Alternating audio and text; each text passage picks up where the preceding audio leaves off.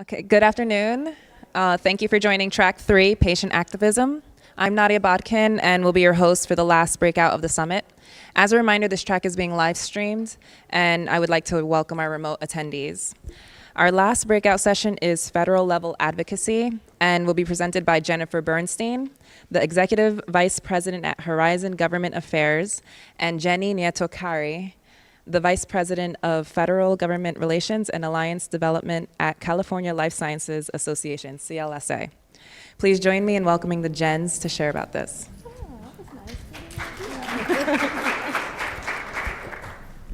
Thank you. Well, good afternoon, everyone. It is 3 o'clock on day 2 of this summit. This is one of the last sessions that we're having today. And when we were putting together the program and talking with Nicole and the team at Global Genes and all of the sponsors of this 2-day summit, they really pointed out for us that this session and focused on advocacy was really going to be one of the highlights and one of the priority sessions for this event. So why is that? Why is advocacy so important? So I'm going to start with a little bit of a high school civics pop quiz here. Does anyone know what the First Amendment of our Constitution says? Does anyone know it by heart? Julia, do you? No, I can't answer. Julia, if you have it pulled up there on your BlackBerry, I invite you to please recite to us the First Amendment. Well, it guarantees you the freedom of religion, freedom of speech, the freedom of press, and the freedom to assembly, and the freedom to lobby your government. That is absolutely right. Thank you. So specifically, since she did not have a mic, I will be happy to read this for you. The First Amendment of our Constitution. Congress shall make no law respecting an establishment of religion or prohibiting the free exercise thereof, or abridging the freedom of speech or of the press, or the right of the people peaceably to assemble and to petition the government for a redress of grievances. Right there, in the very First Amendment to our Constitution, is your right, your constitutionally protected right, to contact your government officials by email, by phone, to request a meeting with them, to engage with them in a discussion and let them know that you have concerns and that you need their help to make it right. How many of you think that there's not enough research, money going into research for rare diseases? Okay, some people with a grievance in this room. How many of you think that there should be more therapies or cures for the rare diseases that you or your family members or your loved ones have? Okay, another grievance. How many of you have ever had trouble accessing a specialist for your condition or getting a diagnosis? Great, a lot of grievances in this room. It is your right to contact your government, your elected officials, and ask them to help you with that. This is called lobbying, it's called advocating, it's called educating, it's called engaging, informing, and it's so important this is a guaranteed right by our Constitution. How many of you have ever gone to Washington, D.C. to meet with your member of Congress or to the district office? Great. So a lot of you, that's really great. When you're in that office, you notice there's a lot of people in that room too, also asking for an opportunity to air their grievances with their member of Congress. And that's why it's so important that we're holding this session today, because with the extraordinary right that's afforded to you by our Constitution, there's also a great responsibility. Just like any other right afforded by the Constitution, you have the right to freedom of speech, but you can't yell fire in a crowded movie theater, right? You've got to make sure that you're doing exercising these rights in a respectful way. So that's why we're going to have this discussion today, really about the best practices and the best way of going about exercising your constitutional right. And in advance of this, we had a couple early questions about, isn't this lobbying? Can I lobby? Can I do this? Yes, you can. And that's why I started with the constitutional right, because any of you can do this. You could leave this room right now and call your member and say, I have a problem and I want to sit down, I want to talk about it, and I want your help.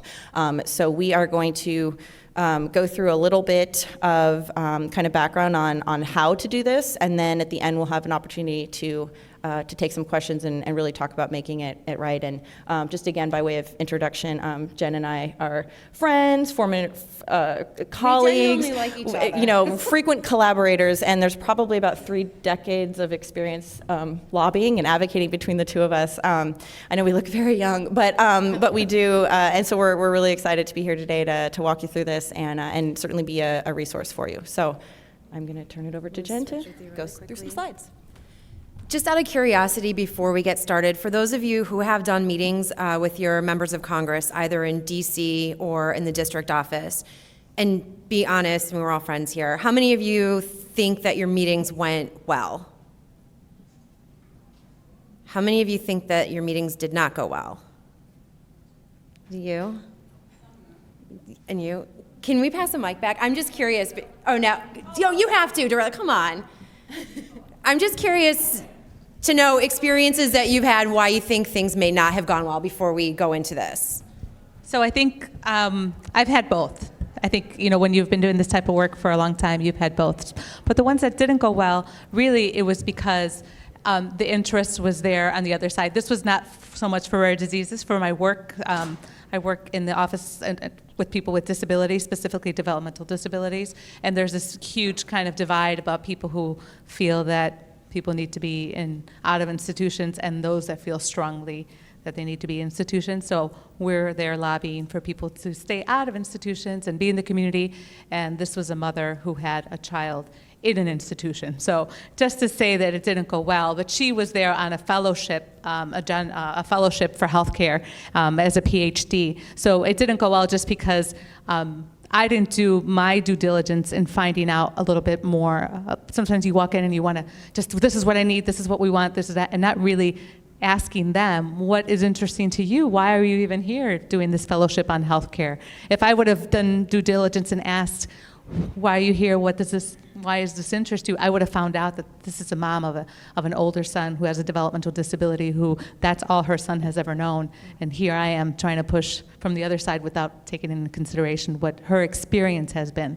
So my experience since then is I go in and I always try to find out what their experience is and why are they doing health, why are they the health policy staffer in this office? And then I try to engage them from something that we both have mutually in common. Thank you. Does anybody else have a bad meeting experience? I went and met, I had like 10 meetings while I was in Washington, D.C. earlier this year, and one of the staffers showed up late and then yawned the entire time through the meeting. And I was shocked, and I thought, who are you related to even work for this representative? For them to act as though they didn't even care. And the other 9 meetings went wonderfully. And I was actually with someone who used to be a chief of staff for one of the leading people, and even she was shocked by his behavior. That's awful. I would have lost my job if I did that when I was on the Hill. You can't do that. Does anybody else have a bad meeting experience? And Lisa, yes. There's a reason why I'm making you guys do this, so I'll get to it. I've had so many meetings that I have every possible kind of good and bad. But one thing I run into is if the member is not on the appropriate committee, they just don't want to talk to you. And that's tough because you try to get a letter of reference, but it usually doesn't work. And then also ideological problems with staffers. They don't understand our issues, and they ideologically believe that they know what's supposed to happen, and you just can't break through it. Mm-hmm. And so you waste your time. Lisa? I was just going to say I had bad meetings that turned into good meetings, and I think it's because you have to go more than one time. So, and you have to get them to understand it from the angle that they believe.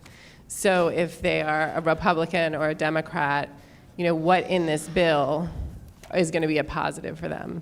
And I think it took me a while to learn that with certain legislation we were working on when I was sort of bumping a wall for a year meeting with the same member until I could explain it in a way that was positive for him. So I think you always have to think about who you're meeting with and what their goals are with their office so your goals can align with theirs. Right. Because lots of times the information's there, you're just not talking about the right information.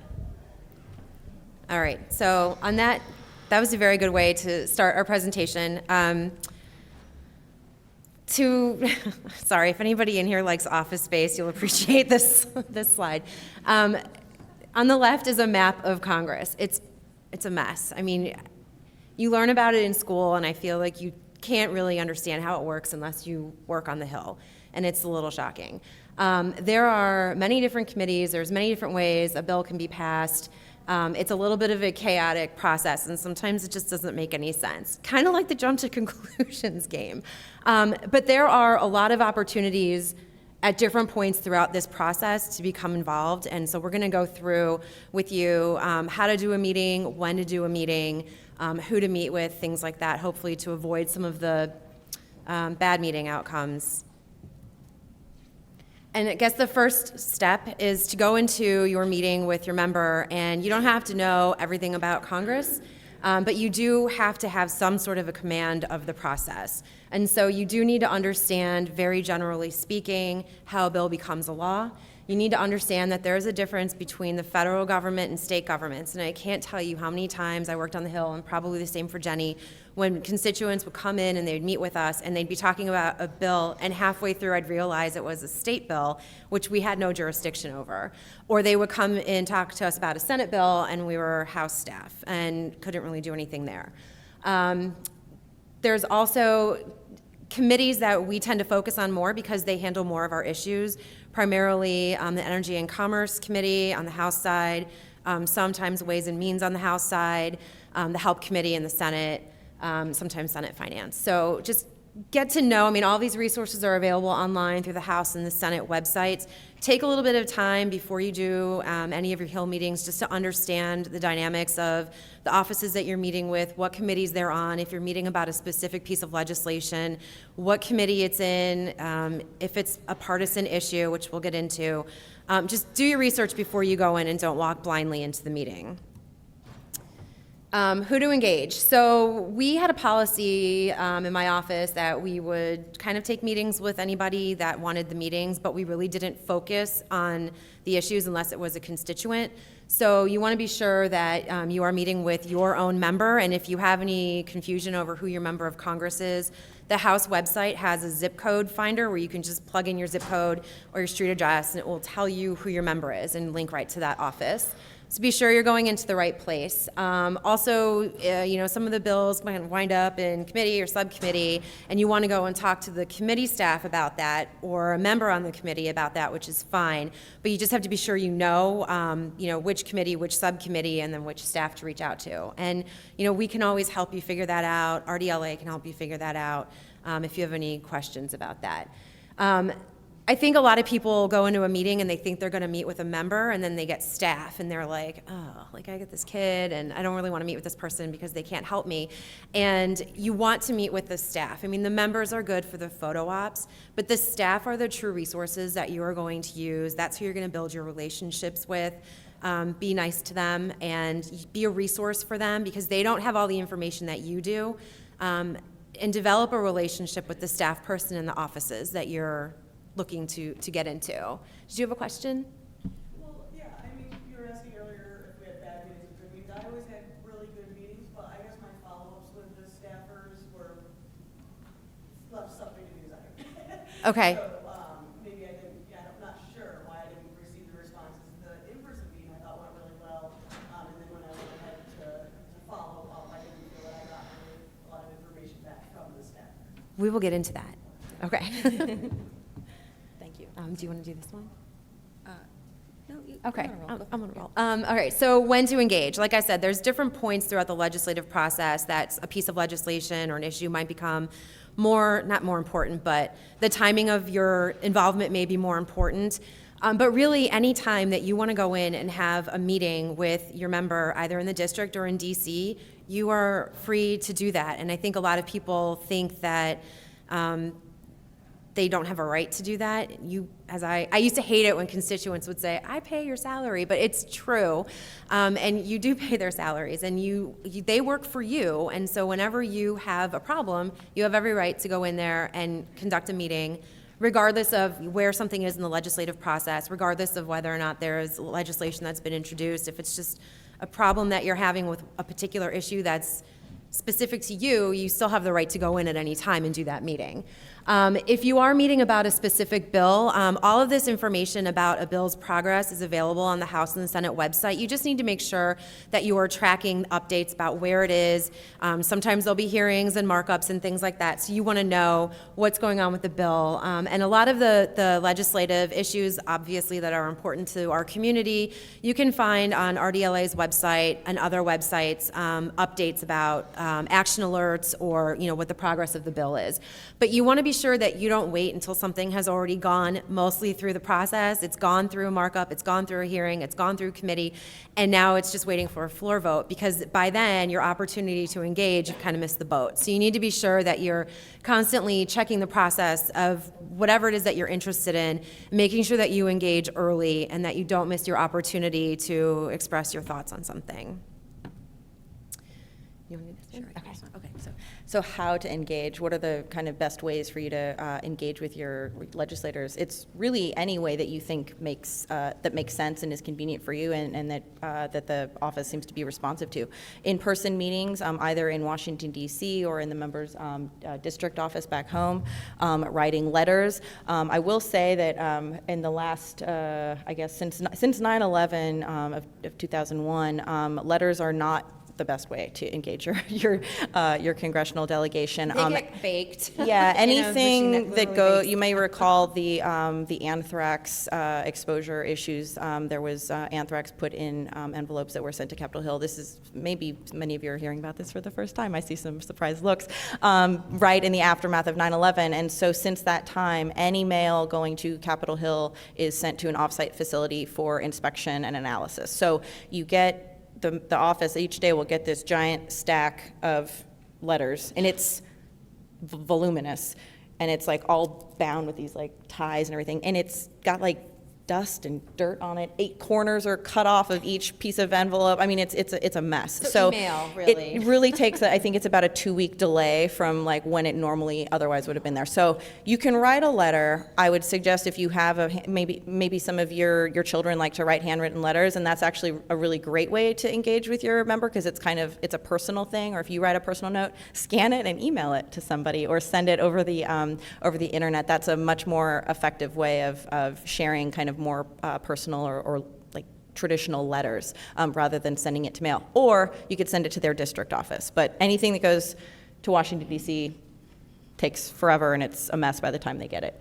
Phone calls being another, called, emails, writing, those are really traditional ways, and they're effective. In our office, the phones we're ringing constantly, and I think by the end of each month we had probably about, and this is over a decade ago, but it was about 1,200 like letters that would come in, and just times 2 or 3 the number of calls. And so it's a really, there's a lot of information, and advocating going into these offices.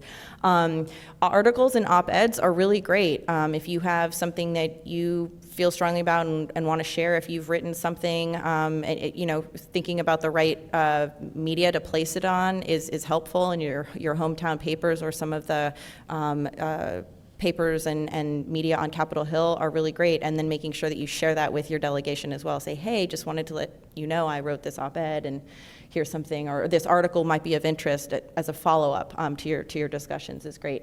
And social media, I just participated in or observed the previous breakout on social media. That's a great way to engage with your delegation. Our organization has a Twitter account, and we're constantly, tweeting and tagging our elected officials, thanking them for doing something or asking them to doing something, and they're constantly liking and tweeting and retweeting and responding. And a lot of members these days operate their own Twitter accounts, so especially some of the younger members. So it's actually a really great way to make kind of a direct contact with an office. And if not, they've got a communications director who, is figuring out the ways of sharing with the member all of the information that they're getting. So social media, Twitter, Facebook, all of that is great. The key thing, however, is to really make it personal. In a previous slide, we showed you the very complicated, how a bill becomes a law 101, and that's not how a bill becomes a law.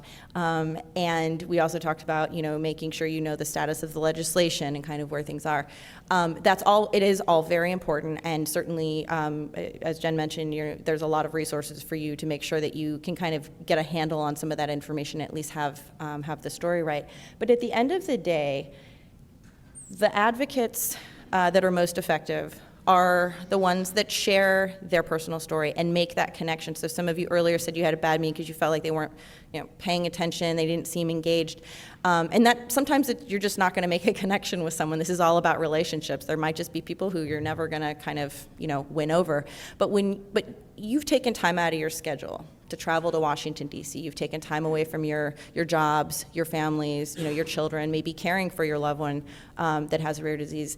And that's your story, telling them, your member of Congress or their staffer, this is something so important to me that I'm taking time out of my day, whether it's an hour at lunch to do it, at your local office, or you're traveling all the way to Washington for, a 3 or 4 day trip, that I've taken time away from my regular life to come and talk to you. You're an expert on what this experience is like, living with or caring for someone with a rare disease. And that's really the best thing that you can possibly do, is to tell your personal story and make that connection. When I was a staffer on Capitol Hill, my boss worked for 8 years to pass a single piece of legislation because of a child in her congressional district who had a very rare form of juvenile arthritis. And this patient came in and she said, there's nothing that can help me. At this time, there were no treatments available. It had taken a long time to get a diagnosis. They finally got the diagnosis. There was nothing to help her. And she said, I need your help. We need to do more. And this story was so impactful to the member that for 8 years she continually reintroduced this legislation that would have helped provide for better research into the condition and provide specialists for it, and really try to bolster that space. And it was because of that personal connection, because that young little girl and her family came in and said, we have a problem and we need your help to fix it. They didn't at that time even have a solution, but they worked it out together. And so you want to make that connection when you meet with a member or a staffer, and you want them to say, we've got to do something, and it might not get done today, it might not get done tomorrow, it might take 8 years or longer. We've seen that too. But we're gonna be with you, and we're gonna help you do that. So that's really, I think, the key takeaway, and we'll talk about this a little bit more later, but it really is making it personal and being expert in what you know and what your experience is. And that's really the best, I think, advice for how to engage. And that goes for whatever format you try to engage in, whether it's a letter or an email or a tweet, really trying to just make it your personal experience and appeal to them for that help. How to run a successful meeting. Someone had mentioned, the staffer being late. I mean, sometimes they're late and it's really annoying, but your job is to not be late. You don't want to be late for your meeting. I mean, definitely you should always try to be, you can't control the other person or how they might go. You don't know what, maybe what was going on in their day. Maybe they got stuck in votes or at a committee hearing or something. But your job is to be on time. Your job is to really not have them go back to their boss and say, boy, I just took a meeting with this person and they were yawning, they were late, they weren't on time. Your job is to be as prepared and as polished as possible and do at least your part of the deal. So be on time, being prepared with what you're going to talk about, what you're going to ask, and certainly if there's actual legislation you're talking about, you're going to want to have as much background that you can share on that as possible. And starting out, again, another person said, went through kind of a whole meeting before realizing, wow, there's this personal experience is very different here. Trying as much as you can to get a sense of where that other individual you're meeting with is coming from before you kind of launch into your discussion. Are they familiar with the issue? Sharing your story experience, or if they are familiar, then you've you might even be able to kind of readjust and come at it from a little bit of a different angle to be most effective. So trying to get a sense early on of kind of where they're coming from and what their perspective might be. Requesting a specific ask. Our office too, as Jen's was, you take a meeting with basically everybody, but you're going to want to come away with, I would take like 15 meetings a day, so you come out of it going, okay, well, we had this great discussion, but like what can I do, or what were they asking me? You don't want them to ever walk away from a meeting, a staffer or a member being like, what is the actual request? How can we help? You want to kind of be able to have some kind of follow-up to be very clear about what you're asking for and how they can help. So making sure that as part of your discussion, you're making a specific ask is also really important. Leaving behind information, the less paper, the better. One-pagers, you'll hear often about one-pagers, like 1 and 2 pagers, that's really as much as a staffer can really even handle. Again, they're taking dozens of meetings a day, so that stack ends up pretty high by the end of the day. So leaving follow-up information so that they can recall kind of the high-level specifics of your conversation, including also your contact information. That is huge. I actually just got a call from a staffer the other day who said, boy, you were in here and I did not take very good notes and I've misplaced your 2-pager, but I remembered it was you that I met with because I had, your card stapled to my calendar for that day. Can you refresh my memory? It was like, yes. He had my contact information, so we were able to kind of sort that out. But this kind of thing happens all the time. You need to make sure that they have a way to be able to reach you. And also, being seen as a resource for Hill staff. You want them to come away from the discussion with a really strong sense that you're an expert on this issue, and if they have questions, they can reach out to you, and they're going to be able to get an answer. Or if you don't have the answer at the ready, you'll be able to help them, get it. So making sure that you kind of end your meeting or your discussion with a, if you have any questions, follow up with me, and then certainly being responsive when you do receive those kinds of inquiries. And then this is a big one: meetings kept to 20 minutes max. You may be walking. If you're meeting with a member in particular, you might hear all these bells going off. They've got to get to the Capitol to vote. They might say, walk with me. So we probably should have wear your walking shoes too. But they might say, walk and talk with me. So you might be kind of, on the run a little bit, or something might happen and you've got to cut the meeting short. So 20 minutes, 20 minutes is a lengthy amount of time for a typical congressional meeting. They're much more often kind of in the 7 to 10 minute range. So when you're preparing for your conversation, you're also going to want to try to pack in your key points to the front of the discussion, just in case something crazy happens and you've got to cut it short. But really, these meetings are very fast, and they have a lot of other people that they're trying to meet with, and certainly most staffers do schedule their meetings in 15-minute increments. So very important to do that. Okay, here's a list of don'ts. We just talked about the do's, a lot of don'ts here. Don't be late. Don't not be prepared.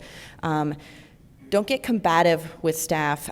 We talked a little bit about this. Someone pointed out that a difference of ideology or political differences was a reason to kind of feel like you have a bad meeting. You can't control if the staffer or the member brings up politics. I mean, it's very common that you'll go into a Democratic office and they'll say, well, we're in the majority, we can't do anything about it. Or you go to the majority office, like, well, Democrats are holding this thing up.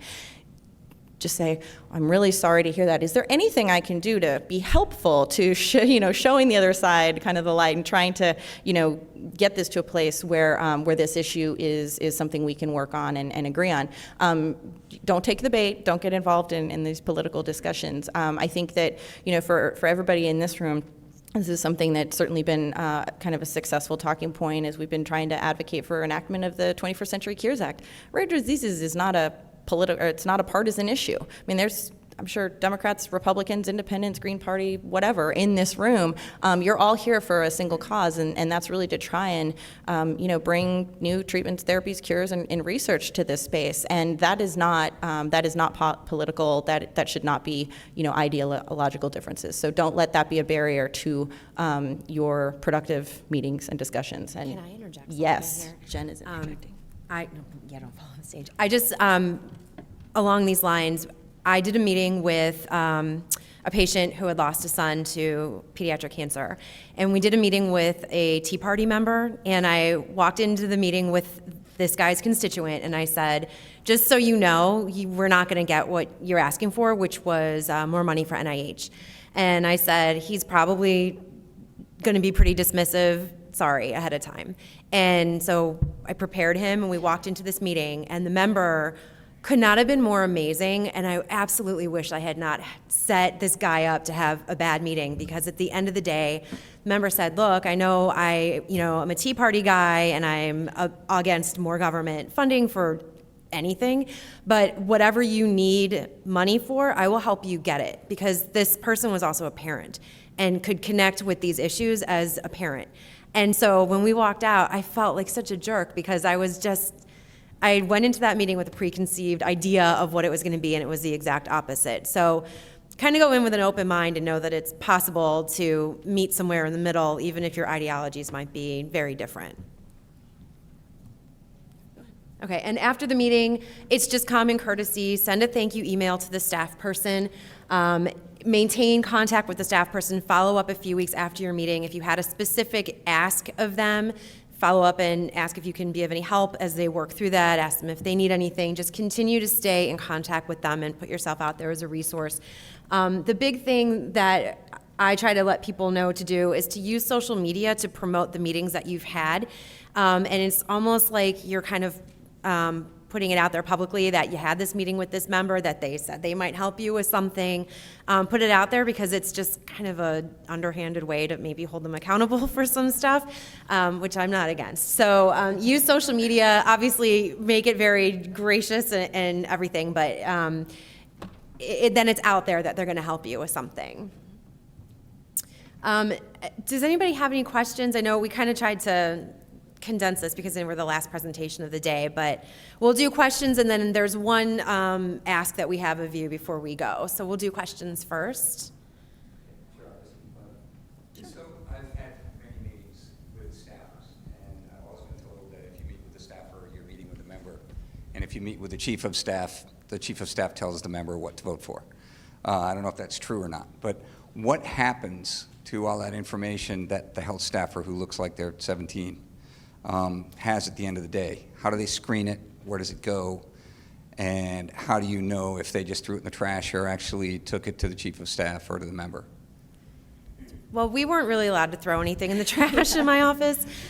We had, everything was discussed, and we'd have meetings one-on-one with our boss, and we'd have regular staff meetings where we would talk about the issues that were coming up. Clearly, if there was an issue that a constituent came to us with, where my boss was in a position on a committee to be helpful, that, not that it took precedence, but it's a little easier to take care of that because you have a path forward through a committee.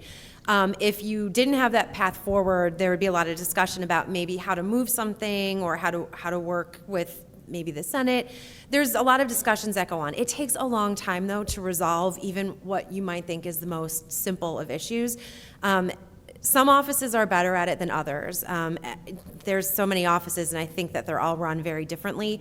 But we were constantly discussing, what was coming in, and wherever my old boss was in a position to be helpful, and Stephanie can attest to this because she worked in my office, he wanted to be helpful. And maybe that's because he used to be a social worker, but also I think that you're in a position where your job is to help your constituents. And so there are some offices that aren't very good at that, unfortunately, that aren't organized in such a way, and then you might have to go around them if you're not getting what you want. And you can go to other offices, you can go to other committee members.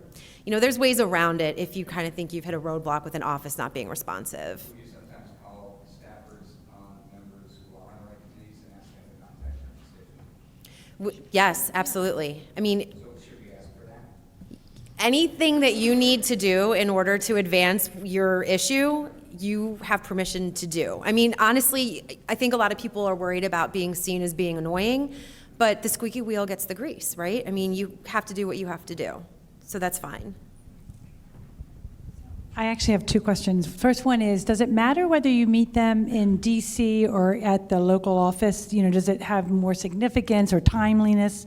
And then the second question I have, it used to be that if a representative or a senator got 4 or 5 letters, that was an issue, you know, but that was because it was handwritten letters.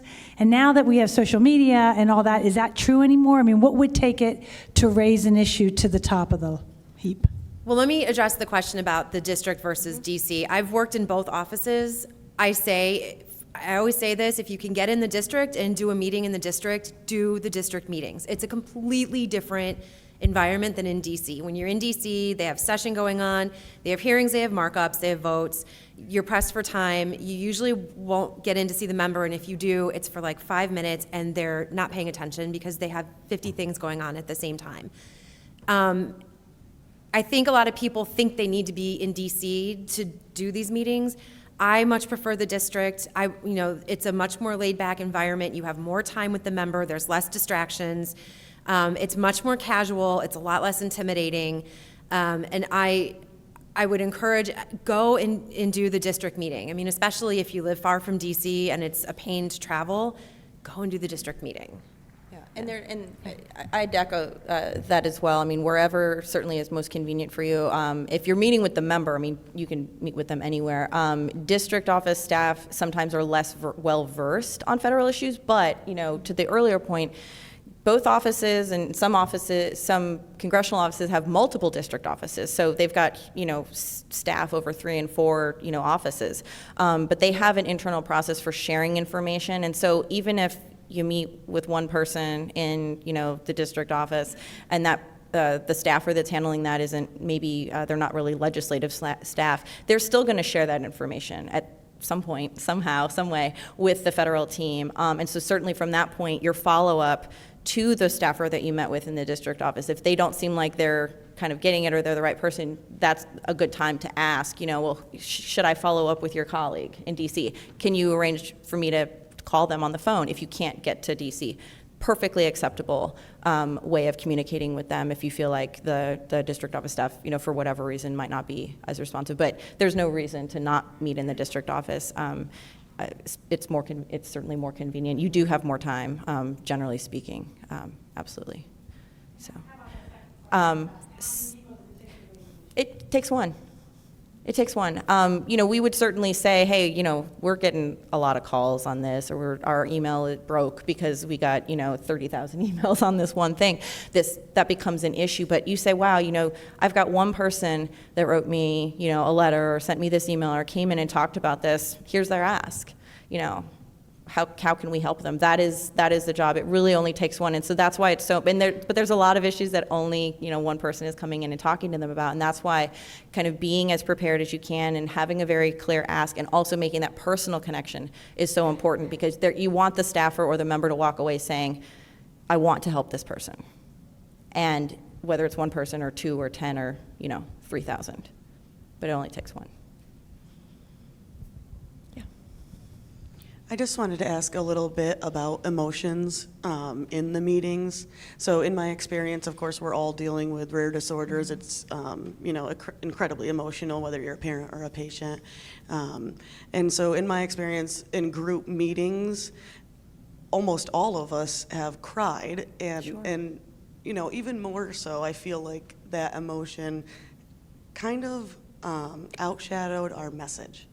And I think once one of us got, you know, passionate and into our story, and we went around the table, and it had been an hour, and we're all sobbing, and yes, you know, I felt. It does not overshadow your message. Okay, I No. felt like it might have. Don't, no. Okay. If it's upsetting, I mean, and you know what, people, you're human, you're not a robot, and it's okay to do that.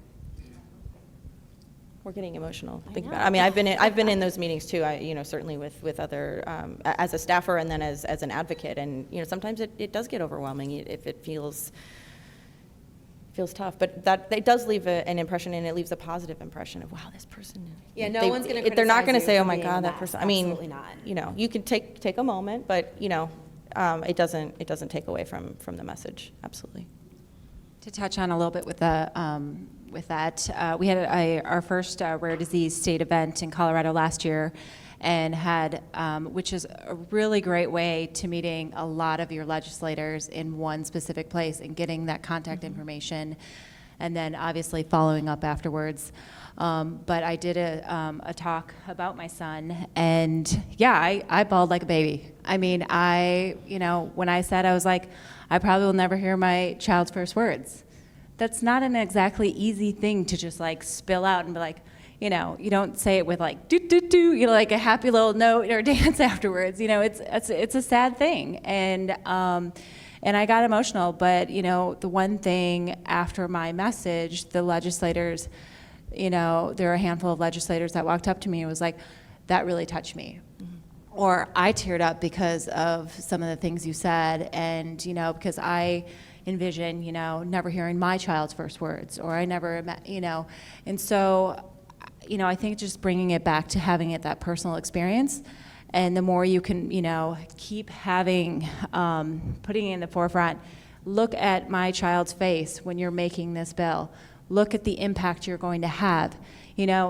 You saying no means this child might not be able to, at someday, hopefully be a taxpayer, and you will not have to continuously spend all this amount of money, on them that you're spending at this moment. So I get right now, I'm asking a lot, and however, is a lot, for 6 years, or is a lot for 90 years? So how much do you really want to, invest? But really, at those state events or anything is a really great way of getting a lot of your legislators in one room and to be able to, tap into them. So that would be just one suggestion. Yeah, that's great. And this is, we're going into kind of the election season here, and there's going to be, I know, there's going to be a lot of opportunities that, in your communities, a lot of members hold, community town halls. They either do them in person, but a lot of members are doing now these kind of tele-town halls, and although they'll probably be in person now that the Congress is going to be out soon, hopefully, back in their districts. And so you have a lot of opportunity to engage with them directly. But these tele-town halls throughout the year are great. The members are in Washington, and they'll either open it up, they'll do it on the phone, or they'll do like a live video cast. It'll be 9 or 10 p.m. Eastern time, and offering that opportunity for people across the nation to kind of call in and say, hey, I want to talk to you about this issue. Even though you're in Washington, we can have a conversation today. So those are great opportunities to engage. They don't have to be rare disease specific. They could, sometimes members will have specific topics, and we could certainly talk to you about making that a suggestion of saying like, hey, let's do a conversation about this and include others from the community. But there's a lot of opportunities coming up for these either live or remote town halls for engagement, for you to raise those questions and asks of your members. I just, it's only a comment, and thank you for everything that you presented today. I think it was great to listen to it and to even have it reinforced. And I'm sure everybody in the room is probably tired of hearing about Duchenne, but I am a Duchenne parent. You can all sigh, it's okay. But I think one of the things that were successful for us is that we kept the conversation going. Mm-hmm. So while the conversation started 4 years ago, and it really is not going to end on Monday, even though we were successful, right. In some ways, the conversation needs to continue. So when we met with our reps, we kept the conversation going in DC, and then we went back to our districts and we kept the conversation going there with those staffers. And it was just, so it actually became a story. So that the staffers were like, oh, tell me what happened. I read this in the newspaper, I read this on a blog, or I read this on social media, or, Christine, what happened when Jet turned 18? So things like that. And they became interested, and then over the course of the last 4 years, it was a story. And so then on Monday, when we put out tweets to thank our staffers and their bosses, they knew the story. And I think that's kind of an important part of it, and that seems to be what helped them engage with us. Yeah, absolutely. I think the continued engagement from the community too, to reach back out, and the congressional offices have very small budgets, so they're not getting often all of the information, or they, unless they've set up a Google search on every topic that they might be responsible for, they're probably missing a lot of the news that's out there. So, again, you don't want to spam them and get moved to their their trash folder, but sharing information as it goes, continuing that dialogue as new information comes out is incredibly helpful to those staffers to remind them of the meetings and the discussions that you had and that you care and kind of what is the state of the situation right now. I just remember we just didn't have budget for subscriptions to all sorts of media. So, hearing from constituents about what they needed to keep on the forefront of their mind was really important. So, Well, it's a good point, yeah. too, because how many staff do you think knew what Duchenne was? None. 4 years ago? Probably many. not very many, unless they had some sort of a personal, association with it. So, yes. It's not just once a year. Right. It's not just once a year. You could limit to that once a year. But there's that time in between when all those other disease types of stories create narratives, and you want to make sure that your narrative is straight and forward and front and center all the time. So if it's not in DC, you can do it in your district, or you can do it through email. Right. Yeah, and one other thing to just keep in mind, if you're dealing with a member who's on a committee of jurisdiction for the issues you're working on, that person probably has a lot of time dedicated to health issues, for example. But most congressional offices have about 8 to 10 staff, and there's probably maybe 5, 6 of those are dedicated kind of to legislative portfolios. But you think about it, if you're not on a committee of jurisdiction, the person who handles health is probably handling all sorts of other things. Maybe they seem totally unrelated. They might be doing transportation, immigration, and banking as well as health. And so reminding them of the issues that you care about is helpful. It's just going to be really hard for them to cover all of that information and stay completely abreast of issues all of the time. So that's where your job is really important and very helpful to staff. Hi, I'm Jennifer Knapp with Adrenal Insufficiency United, and I've done a lot of both state and federal meetings, and what I found was I kept my talk to 5 minutes because 1 in 10 is affected with rare disease, and more often than not, the person you're talking to knows someone with a rare disease. And I found that if I kept mine short and let them talk the whole rest of the time, then they were really, more passionate, and then when I followed up with them, they remembered me, and any preconceived notions about Republicans and Democrats that I had when I went into this were totally blown out of the water. Great support on both sides. So just, don't assume, that you need to go to a Democrat if you're a Democrat or Republican if you're a Republican, because it is nonpartisan. So. So before we adjourn, two things. One, obviously, if you have questions, Jenny and I are happy to help answer anything. I also want to point out this guy over here, Steve Gibson, hanging out in the back. One of the smartest people I know, has been in DC forever, worked on the Hill. He gets it. So if you have questions, Steve's also an amazing resource for you guys. I know he's trying to be incognito, but can you raise your hand, Steve? There he is. He's amazing. So if you have any questions about DC, Steve's also a wonderful asset. Sorry, Steve, please don't be mad at me. One other assignment we have is at everybody's seat, there is a paper that says, Dear Congress, and it's intentionally blank for you to write a message to Congress if you would like, and I hope you take the chance to do that.